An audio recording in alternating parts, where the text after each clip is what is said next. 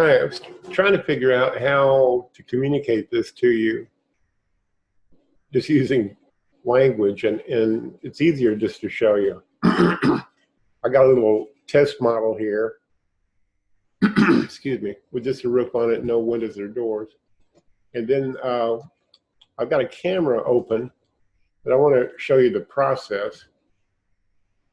Go to 3D, create orthographic view. There's other views that you can use, but orthographic is the only one you can send a scale version of to layout. So I'm going to create orthographic full overview.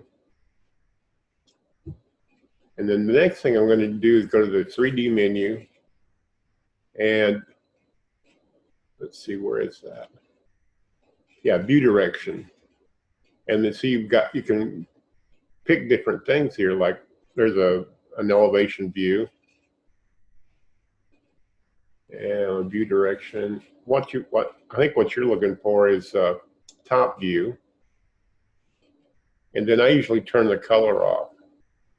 Of course, this is a trial version, and your version won't have all this trial version junk on it. But anyway, now there's no text tools in an orthographic overview, so you can't add any stuff here. So I'm going to go over here to File, Send to Layout. I've already opened the layout. Let me show you that as well. Yeah, here's the layout. And I got here by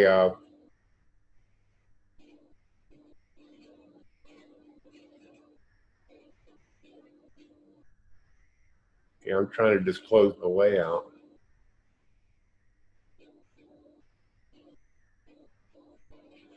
Okay, go to File, New Layout. That's what I did.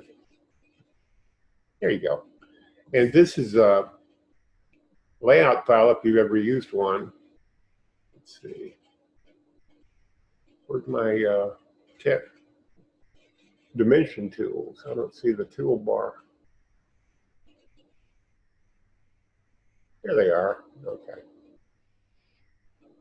See, this is a virtual piece of paper that's 18 by 24, I think. Yeah, 18 by 24.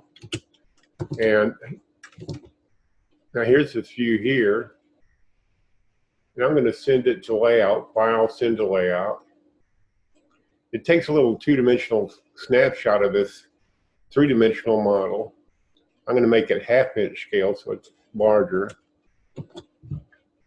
And send it to layout. And there's what was sent. Now you can take this, excuse me,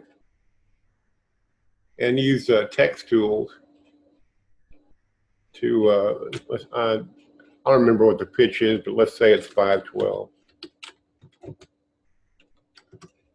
And then go to attribute, and give it one arrow and large and build. That looks nice. And then, so you can then make a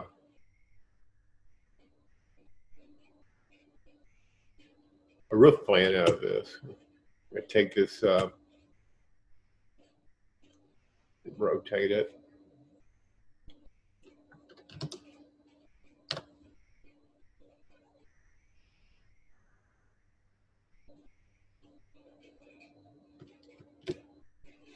Okay, now you've got a roof plan to be printed at half-inch scale, and you can add your, anyway, I thought I'd go ahead and just show you this because it's easier to show you than it is to try to just describe the process. I hope this helps you or others who are just learning Home Designer Pro.